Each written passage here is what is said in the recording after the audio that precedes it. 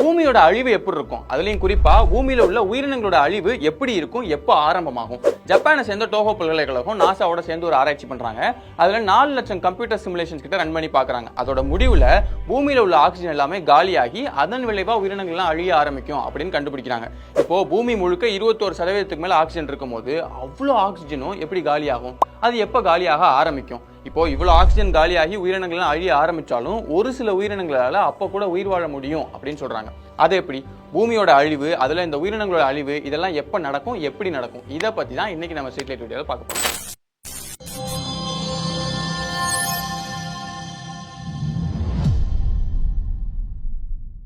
முதல்ல ஒரு முக்கியமான டிஸ்க்ளைமர் போட்டுறேன். என்னன்னா, ஒவ்வொரு மதத்திலையுமே பூமி இப்படிதான் அழிய போகுது, உயிரினங்கள் இப்படிதான் அழிய போகுது அப்படிங்கறத பத்தி சொல்லிருக்கலாம், இல்ல சொல்லாம கூட இருக்கலாம். நம்ம அதை பத்தி எதையுமே பேச போறது இல்ல. அறிவியல் தரவுகள் படி பூமியோட அழிவு எப்படி இருக்க போகுது, குறிப்பா உயிரினங்களோட அழிவு எப்படி இருக்கும் அப்படிங்கறத இந்த கம்ப்யூட்டர் சிமுலேஷன்ஸ் மூலமா எப்படி கண்டுபிடிச்சிருக்காங்க, இதை பத்தி மட்டும்தான் பேச போறோம். அதனால ஓ மதத்துல அப்படி சொல்லியிருக்கு, ஏன் மதத்துல அப்படி சொல்லியிருக்கு, அந்த கருத்துக்களை இந்த வீடியோட கமெண்ட் செக்ஷன்ல நாம தவிர்க்கிறோம். ஓகே, இப்போ மெயின் விஷயத்துக்கு வருவோம். நாசாவோட பிளானட்டரி மாடலிங் டீம், அவங்களோட டோஹோ பல்கலைக்கழகத்தை சேர்ந்த டாக்டர் கசுமி ஒசாகி, இவரோட டீமும் சேர்ந்து ஒரு மாடல் ரன் பண்றாங்க. எதுக்காகனா, வளிமண்டலத்தில் இருக்கக்கூடிய oxygen, carbon di oxide, methane, இந்த வாயுக்கள் எல்லாமே காலப்போக்கில் எப்படி மாறப்போகுது அப்படிங்கறத கண்டுபிடிக்கிறதுக்காக தான் இந்த ஆய்வு அவங்க பண்றாங்க. அதோட முடிவுல தான் பூமியில அந்த உயிர்களுடைய அழிவு எப்ப ஆரம்பமாகும், எப்படி நடக்கும் அப்படிங்கிறது தெரிய வந்துருக்கு. இந்த அழிவுலயே 2 முக்கியமான விஷயம் இருக்குங்க. ஒன்னு, பூமி எந்த உயிரினங்களுமே வாழ தகுதி இல்லாத ஒரு கிரகமா மாறுறது. இன்னொன்னு, பூமியில இருக்கக்கூடிய பெரிய பெரிய உயிரினங்கள் முதல்ல அழிஞ்சு போறது. இதுல அந்த பூமியோட அந்த ஒட்டுமொத்த அழிவு ஏற்படுறதுக்கு ரொம்ப ரொம்ப முன்னமே பூமியில இருக்கக்கூடிய அந்த பெரிய உயிரினங்கள், மனிதர்கள்லாம் பெரிய உயிரினங்கள் தானே, இந்த உயிரினங்களோட அழிவு ஆரம்பமாகும் அப்படிங்கிறது தெரிய வருது. ஆனா இந்த 2 விஷயத்துக்குமே, அதாவது இந்த 2 அழிவுகளுக்குமே ஒரே ஒரு கல்பிரிட் தான் காரணமா இருக்கான். அவன் யாருன்னு பார்த்தோம்னா, பூமியில இவ்வளோ உயிரினங்கள் வாழ்றதுக்கு காரணமா இருக்கக்கூடிய அதே சூரியன் தான் பூமியோட அந்த அழிவுக்கும் காரணமா இருக்க போறான். முதல்ல பூமியோட ஒட்டுமொத்த அழிவு எப்படி இருக்க போகுது அப்படிங்கறத பத்தி பார்த்துலாம். இதை பத்தி நம்ம 1-2 வீடியோஸ் ஏற்கனவே பண்ணிருக்கோம். அதனால இந்த வீடியோல தேவையான விஷயங்களை பத்தி மட்டும் ஷார்ட்டா பார்த்துலாம். என்னன்னா, சூரியனோட மாஸ், அதாவது நிறை ரொம்ப ரொம்ப ரொம்ப அதிகம். அதனால அதோடைய சொந்த ஈர்ப்பு விசையை அதோடைய கோர், அதாவது அதோடைய மையத்தை கொலாப்ஸ் பண்ண ட்ரை பண்ணும். ஆனா இப்போ வரைக்குமே அந்த மாதிரி ஒரு கொலாப்ஸ் நடக்கல. ஏன்னா சூரியன்ல இருக்கக்கூடிய அந்த ஹைட்ரஜன் அணுக்கள் எல்லாமே சூரியனோட அதிகப்படியான வெப்பத்தாலையும் அழுத்தத்தாலையும் ஒன்னோட ஒன்னு இணைஞ்சு அது ஹீலியம் அணுக்களா தொடர்ந்து மாறிக்கிட்டே இருக்கு. அந்த நியூக்ளியர் ஃபிஷனோட விளைவா ஒரு பெரிய ஆற்றல் வெளிப்படுது. அந்த ஆற்றல் தான் நமக்கு வெப்பமாவும் வெளிச்சமாவும் வந்து சேருது. கூடவே அந்த ஆற்றல் தான் சூரியனை அதோட ஈர்ப்பு விசையை வந்து கொலாப்ஸ் பண்ண ட்ரை பண்ணணும்னு சொன்ன இல்லையா, அந்த கொலாப்ஸ் நடக்காம தொடர்ந்து ஒரு பேலன்ஸ்ல மெயின்டைன் பண்றதும் இந்த ஆற்றல் தான். ஆனா இதுவே காலம் முழுக்க நடந்துகிட்டே இருக்க முடியாது. ஏன்னா ஒரு கட்டத்துல சூரியன்ல இருக்கக்கூடிய ஹைட்ரஜன் அணுக்கள் எல்லாமே காலி ஆயிடும். அப்ப அது காலி ஆகுதுன்னா சூரியனுக்கு இத்தனை நாளா பேலன்ஸை கொடுத்துக்கிட்டு இருந்த அந்த ஆற்றல் கிடைக்காம போய் அதோட பேலன்ஸ் கெட ஆரம்பிக்கும். இதன் விளைவா என்ன ஆகும்னா, சூரியனோட அந்த அதிகப்படியான நிறை, அதோடைய கோர் இருக்கு இல்லையா, அதை அதிகப்படியான அழுத்தத்துக்கு உள்ளாக்கும். அப்படி ஆகுற அதே நேரத்துல கோரை சுத்தி வெளியில இருக்கக்கூடிய அந்த லேயர்ஸ் எல்லாமே கொஞ்சம் கொஞ்சமா சூரியனை விட்டு விலகி போக ஆரம்பிக்கும். அப்படி விலகி போறது நாம ஏதோ பக்கத்து ஊருக்கு போற மாதிரிலாம் போகாது.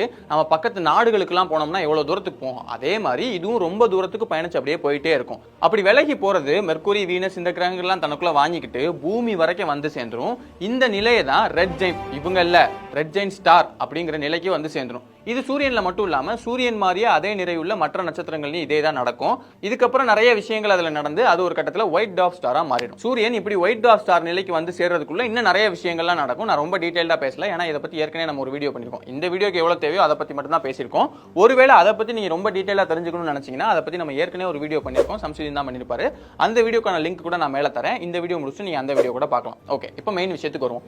என்னன்னா, சூரியன் இப்படி ஒரு ரெட் ஜெயின் ஸ்டாரா மாறி அதுக்கப்புறமா ஒயிட் டார்க் ஸ்டாரா மாறும் அப்படிங்கிறது எல்லா விஞ்ஞானிகளும் ஒத்துக்கூடிய விஷயம். ஏன்னா ஆராய்ச்சியின் விளைவாகவும் மற்ற நட்சத்திரங்களை நம்ம கண்காணிக்கும் போதுமே நமக்கு இந்த விஷயம் தெரிய வருது. ஆனா இப்படி ரெட் ஜெயின் ஸ்டாரா மாறும்போது அது பூமி கிட்ட மட்டும் தான் வருமா, இல்லைனா மெர்க்குரி, வீனஸை விழுங்கிக்கிட்ட மாதிரியே அது பூமியை விழுங்கிடுமா அப்படிங்கிறதுக்கு 2 விதமான பதில்கள் இருக்கு. என்னன்னா, ஒரு சிலர் சொல்றது அது பூமியை விழுங்கிடும் அப்படிங்கிறது, இன்னொரு சிலர் சொல்றது அது பூமியை விழுங்காது, பூமி கிட்ட மட்டும் தான் வரும் அப்படிங்கிறது. இப்படி 2 பதில்கள் இருந்தாலுமே 2லயுமே பூமி அழிஞ்சிடும் அப்படிங்கிறது தான் உண்மை. ஏன்னா இப்ப பூமி கிட்ட வரைக்கும் தான் வந்துச்சுனாலுமே கூட வெப்பம் எவ்வளவு அதிகமா இருக்கும்னு யோசிச்சு பாருங்க. பல கோடி கிலோமீட்டர் தள்ளி சூரியன் இருக்கும் போதே இவ்வளவு அதிகப்படியான வெப்பம் இருக்கு. பூமி கிட்ட வந்து சேர்ந்துச்சுன்னா பூமியில இருக்கக்கூடிய தண்ணி எல்லாம் காலி ஆயிடும், வளிமண்டலம் காலி ஆயிடும், இன்னும் பூமியில இருக்கக்கூடிய எந்த விஷயமுமே இருக்காது.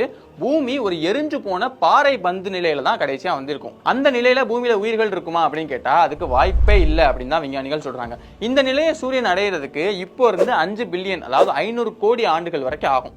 500 கோடி வருஷமா? 50 வருஷம் கழிச்சு நான் இருப்பேனான்னு தெரியல, இல்ல 500 கோடி வருஷம் கழிச்சு என்ன நடந்தா எனக்கு என்னடா அப்படின்னு நீங்க சொல்றது எனக்கும் கேக்குது. ஆனா நாம ஒரு விஷயம் புரிஞ்சுக்கணும், என்னன்னா 5 வருஷமா இருந்தாலும் சரி, 50 வருஷமா இருந்தாலும் சரி, இல்ல 500 கோடி வருஷமா இருந்தாலும் சரி, இதெல்லாமே இந்த பிரபஞ்சத்தோட ஒட்டுமொத்த காலவெளியை கம்பேர் பண்ணும்போது ரொம்ப ரொம்ப சின்ன நம்பர், ஒரு கன்சிடரபிளான நம்பர் தான் அப்படிங்கறத நாம புரிஞ்சுக்கணும்.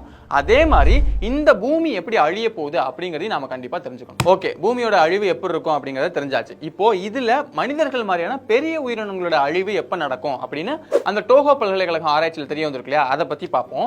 இப்போ பூமியோட அழிவு நடக்கிறதுக்கு ரொம்ப ரொம்ப முன்னவே, கிட்டத்தட்ட 400 கோடி ஆண்டுகளுக்கு முன்னாடியே, அதாவது இப்ப இருந்து 100 கோடி ஆண்டுகள்லயே இந்த பெரிய உயிரினங்களுடைய அழிவு இயற்கையாவே நடக்க ஆரம்பிச்சிடும் அப்படிங்கறத சொல்றாங்க. இது ஏன் அப்படின்னா, சூரியனுக்கான ஆற்றல் ஹைட்ரஜன் ஹீலியமா மாறக்கூடியதுல இருந்தானே நமக்கு கிடைக்குது. அப்படி மாற மாற ஒரு கட்டத்துல சூரியன்ல இருக்கக்கூடிய ஹீலியம் அணுக்களுடைய எண்ணிக்கை ரொம்ப அதிகரிக்க ஆரம்பிச்சிடும்.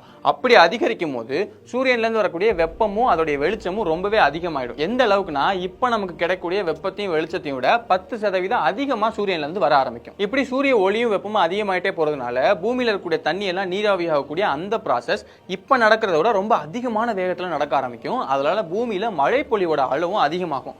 பூமியில மழை நிறைய பெஞ்சா நல்லதானே அப்படின்னு யோசிச்சீங்கன்னா, ஆரம்பத்துல நல்லது மாதிரி தான் தெரியும், ஆனா போக போக தான் பிரச்சனை ஆரம்பிக்கும். ஏன்னா இப்போ இந்த மாதிரி பூமி அதிகமா வெப்பமடைறதுனால காத்து வெப்பமடையும், வளிமண்டலம் வெப்பமடையும், தண்ணி நிறைய வெப்பமடையும். இதெல்லாம் நடந்துட்டு இருக்கிறதுனால கடலுக்குள்ள பாறைகளுக்குள்ள ட்ராப் ஆகிருக்கக்கூடிய அந்த கார்பன் டை ஆக்சைடு எல்லாம் கொஞ்சம் கொஞ்சமா ரிலீஸ் ஆக ஆரம்பிச்சு அது வளிமண்டலத்துல போய் சேரும். அதனால பூமியில வளிமண்டலத்துல இருக்கக்கூடிய அந்த கார்பன் டை ஆக்சைடோட அளவு அதிகமாயிட்டே போகும். ஒரு பக்கம் மழை அதிகமா பெய்யுது, இன்னொரு பக்கம் வளிமண்டலத்துல கார்பன் டை ஆக்சைடோட அளவு அதிகமாயிட்டே போகுதுன்னா, அப்ப பெய்யக்கூடிய மழை எல்லாமே ஆசிட் ரெயினா அதிகமா பெய்ய ஆரம்பிக்கும். இந்த ஆசிட் ரெயின் பூமியோட எல்லா பக்கமே விழுகிற மாதிரியே சிலிகேட் பாறைகள் மேலேயே விழுகும். அப்படி விழுகும் போது அதுல ஒரு கெமிக்கல் ரியாக்ஷன் நடக்கும். அந்த கெமிக்கல் ரியாக்ஷனோட விளைவா இந்த ஆசிட் ரெயின் மூலமா வந்து சேர்ந்த கார்பன் டை ஆக்சைடும் இந்த உடஞ்ச பாறைகளும் ஒன்னா சேர்ந்து அது பைகார்பனேட்ஸ் ஆகும், இன்னும் சில கெமிக்கல்ஸ் ஆகும் மாறும். இப்ப பொதுவா மழை பெய்யும் போது என்ன ஆகும், அது பாறைகள் மேல விழுகும், அப்படியே வளைஞ்சு ஓடி கடலுக்குள்ள தானே கடைசியா போய் சேரும். அதே மாதிரி இந்த தண்ணியும் கடலுக்குள்ள தான் போய் சேர போகுது. அப்படி சேரும் போது இந்த பாறைகள் உடஞ்சு அது மூலமா உருவான புது கெமிக்கல்ஸும் அந்த பைகார்பனேட்ஸ் மாதிரியான மற்ற விஷயங்களுமே கொஞ்சம் கொஞ்சமா கடல்ல போய் அப்படியே சேரும். அங்க சேர்ந்த உடனே அங்க இருக்கக்கூடிய உயிரினங்கள் எல்லாமே அந்த கெமிக்கல்ஸ் எல்லாத்தையும் தனக்குள்ள எடுத்துக்கிட்டு அதை எல்லாத்தையுமே தன்னுடைய ஓடுகளா அப்படியே மாத்தும். ஏன்னா ஓடுகள் எல்லாமே அதிகமா கால்சியம் இந்த மாதிரியான விஷயங்களால தான் நிறைஞ்சிருக்கும். இப்போ இந்த உயிரினங்கள் எல்லாமே அழிய ஆரம்பிக்க அதோடைய ஓடுகள் எல்லாமே கொஞ்சம் கொஞ்சமா அப்படியே கடல் தரையில போய் செட்டில் ஆக ஆரம்பிக்கும்.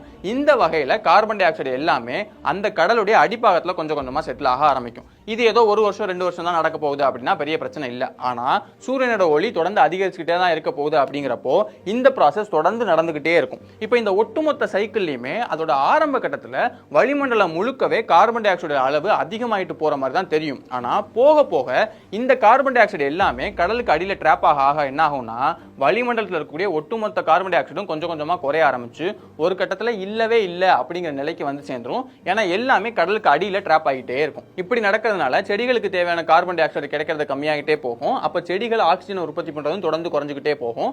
இது தொடர்ந்து நடந்துகிட்டே இருக்க வளிமண்டலத்தில் இருக்கக்கூடிய ஆக்சிஜனோட அளவும் கொஞ்சம் கொஞ்சமா குறைய ஆரம்பிக்கும். இப்போ ஆக்சிஜனோட அளவு கொஞ்சம் கொஞ்சமா குறைஞ்சுக்கிட்டே இருந்துச்சுன்னா அதை சுவாசிச்சு வாழக்கூடிய மனிதர்கள் மாதிரியான அந்த பெரிய பெரிய உயிரினங்கள் எல்லாமே கொஞ்சம் கொஞ்சமா அழிய ஆரம்பிக்கும். ஆனா இப்படி ஒரு அழிவு ஏற்படும் போது கூட பூமியில சில உயிரினங்களால வாழ முடியும் அப்படின்னு சொல்றாங்க இல்லையா, இது என்ன கதைன்னா, இப்ப நீங்க பூமியை எடுத்துக்கிட்டாலுமே கூட நம்ம மனிதர்கள் மாதிரியான நிறைய உயிரினங்கள் ஆக்சிஜனை சுவாசிச்சு தான் வாழ்ந்துட்டு இருக்கோம். ஆனா இப்பயுமே கூட பாக்டீரியா மாதிரியான நிறைய நுண்ணுயிர்கள் எல்லாமே, அதாவது எல்லா பாக்டீரியாவும் இல்ல, நிறைய பாக்டீரியா எல்லாமே ஆக்சிஜன் இல்லாமலே வாழக்கூடிய அளவுக்கு தான் அதுங்க பரிணமிச்சிருக்குங்க. அப்ப அந்த உயிரினங்களால 1 பில்லியன் வருஷம் கழிச்சு இயற்கை நடக்கக்கூடிய அந்த அழிவையுமே தாங்கி வாழ முடியும் அப்படின்னு சொல்றாங்க. ஆனா இதுலயும் ஒரு விஷயம் என்னன்னா, அந்த சமயத்துல ஆக்சிஜன் இல்லாம போற மாதிரியே மற்ற இந்த பாக்டீரியா வாழ்றதுக்கு தேவையான மற்ற கேஸஸோ இல்ல மற்ற வாயுக்களோ இல்லாம போச்சுன்னு அப்படின்னா அப்போ இந்த பாக்டீரியாவால வாழ முடியுமா அப்படிங்கிறது சந்தேகம் தான். அதே மாதிரி ஒருவேளை அந்த மாதிரி மாறும்போது கூட இந்த பாக்டீரியாவால அந்த காலத்துக்கு ஏற்ற மாதிரி தகவமைச்சு கூட வாழ முடியலாம். இந்த ரெண்டுல எந்த விஷயம் வேணா நடக்கலாம். இது எல்லாமே இயற்கையான முறையில பூமியில உயிர்கள் எப்படி அழியும், பூமியில ஒரு அழிவு எப்படி ஏற்படும் அப்படிங்கறத பத்தி மட்டும்தான்.